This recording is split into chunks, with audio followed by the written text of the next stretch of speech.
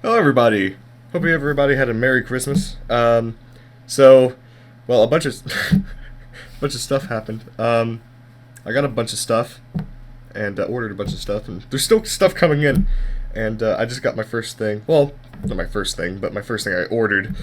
And I was gonna go ahead and make a video on it. And as the days go by, I know it's not like a Christmas thing anymore, but as the days go by, I will be making videos of them, including one which I'm very excited about.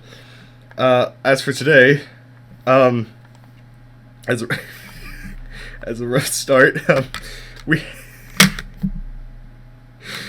okay. So I got this thing from AliExpress, right? This box is terrible. So the moment I saw this thing, I was just like, I gotta buy it, right?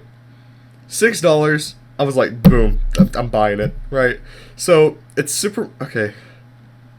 It's it's Super Mario Land DX, which actually originated from a ROM hack by, hold on, I got the names right here. Spike Man, who was the lead programmer, Dracon as the assistant programmer and hardware tester, and Hero1112 for the graphics and original colorization. Well, they didn't make this cartridge, they made the ROM hack. The cartridge, on the other hand, was made by pirators. Yay.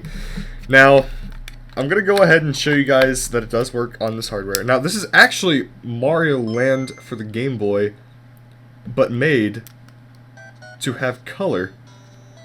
I don't know if you guys can see that, and I just died. But it has color, so it's a ROM hack that adds... It basically makes it into a Game Boy Color game, and adds color to it. Now, I know the footage on this thing was terrible, so I actually went ahead and got the ROM from them. Well, not from them, but I got the ROM that they made. So I'm going to go ahead and do a screen capture of that and show you guys basically what it would look like if you ran it on an emulator, which is what I'm going to be doing. So, yeah. But before we do that, the face. I can't get... I can't get over this face, man. As soon as I saw it, I was like, are you serious? Man. And also game. Yeah, this is one of those really cheap... Actually, let me get an original cartridge really quick. It's right behind me. We'll do alleyway. So I haven't actually got to do a side-by-side comparison yet. I know the game part on the top is not correct, but other than that, the colorization, you know what? This one's a little bit more... It's got more of a red tint to it. I don't know if you guys can tell that. You know what I'm saying. Or more like a chocolatey type color. I mean, they do fit into the system and everything, so that's good. That's for the back. Oh man, got a crack on my alleyway. As for the back, yeah, the main Japan part is missing, and oh, the screws on their switch. That's strange. And obviously, you know, this one has writing on it. But without further ado, let's go ahead and show some clear footage of this game in action.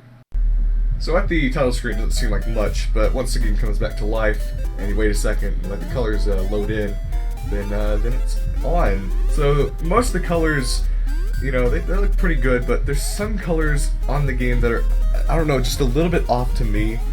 We'll see that later in one of the later levels, but for the most part, it looks pretty good. But I've noticed that some of the blocks, it looks like it was colored in by a kid, as in they didn't stay in the lines, but I believe that's just because of the way it was coded. And, you know, as of the other levels and everything, the colors do take a second to load, which I'm not too worried about. And also, Mario doesn't change color whenever he gets to Fire Flower, mainly because he doesn't in the original Game Boy game. Here's the temple. It's pretty cool. If you remember on the Game Boy Color, these blocks right here were a much different color, but on here it's a little bit less easy to spot. And, yeah.